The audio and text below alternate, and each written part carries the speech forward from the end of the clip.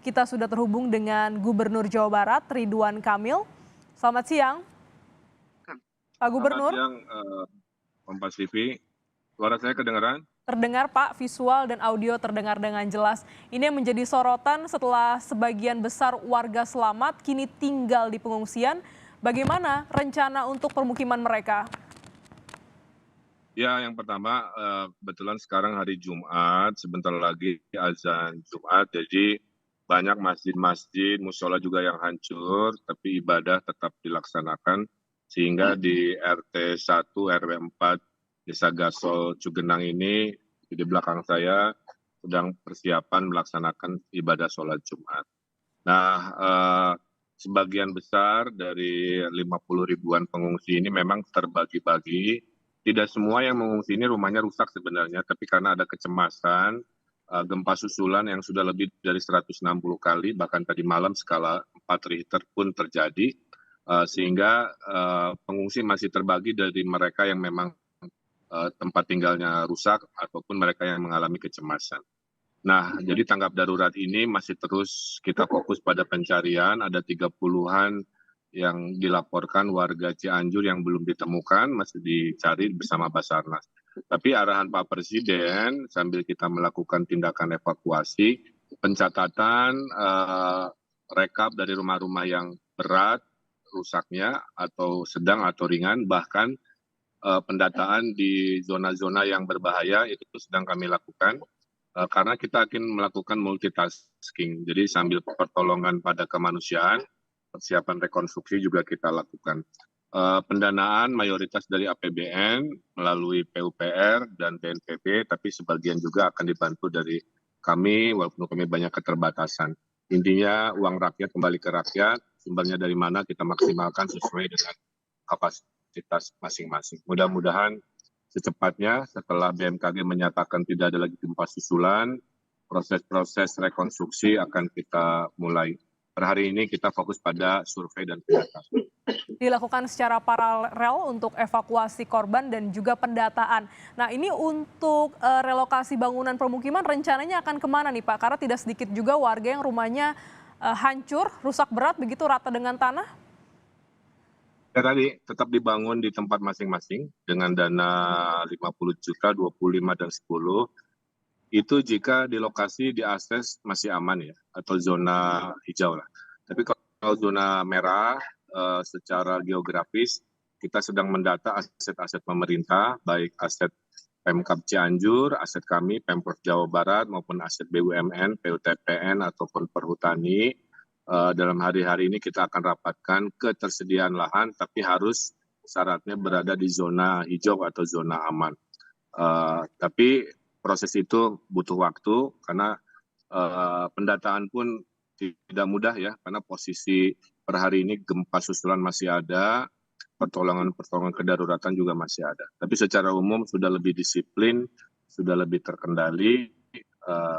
Mungkin dalam hitungan bulan Desember ada pergerakan terkait pembangunan rumah. Oh, bulan Desember ini diharapkan ada juga kejelasan terkait pembangunan rumah-rumah warga. Nah, selanjutnya Pak, rencana bila ini direlokasi, bagaimana dengan kehidupan masyarakat di sana? Apakah kontur kulturnya untuk penghidupan warga akan tetap sama? Ya, tidak semua pertanyaan bisa saya jawab ya, karena situasinya dinamis.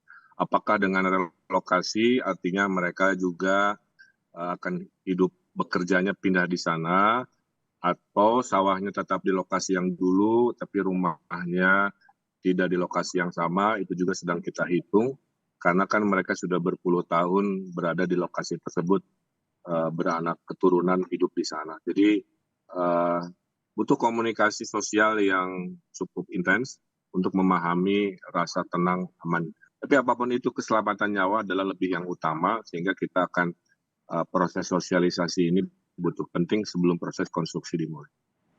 Tetap keselamatan masyarakat ini menjadi yang utama. Tapi Pak, dalam catatan kami ini bukan kali pertama kejadian longsor terjadi di Jawa Barat. Apakah pemerintah Provinsi Jawa Barat sudah melakukan pemetaan terhadap wilayah rawan longsor?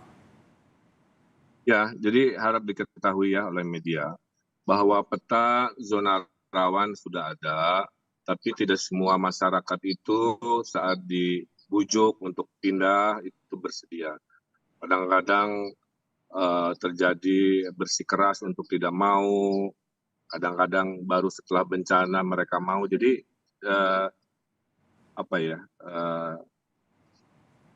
menjawab pertanyaan itu sungguh tidak mudah, intinya begitu. Tapi kita terus untuk mengedukasi agar kita bisa hidup dalam suasana yang lebih aman. Pendekatan seperti Apalagi apa Pak yang bencana dilakukan Cianjur untuk itu, masyarakat? gempa Cianjur ini tercatat adalah periodik 20 tahun sekali. Jadi sebelum 2022 terjadi bencana yang sama di tahun 2000, kemudian di tahun 1982. Nah, salah satu pendekatan yang sudah kita lakukan, kita memiliki dokumen namanya Jabar Resilient Province atau Provinsi Tangguh Bencana, di mana proses ini selain edukasi, kita sudah melakukan juga kurikulum kegempa bumian, kebencanaan di sekolah-sekolah. Kita sudah punya peningkatan anggaran dari pemerintah untuk mitigasi bencana juga sudah dilakukan.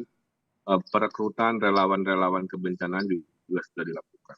Nah, proses-proses itu akan menyertai proses edukasi terkait relokasi-relokasi yang kita dahulukan kepada mereka yang mudah dan bisa memahami tentang pentingnya bermukim di zona hijau yang aman dan jauh dari kebencanaan.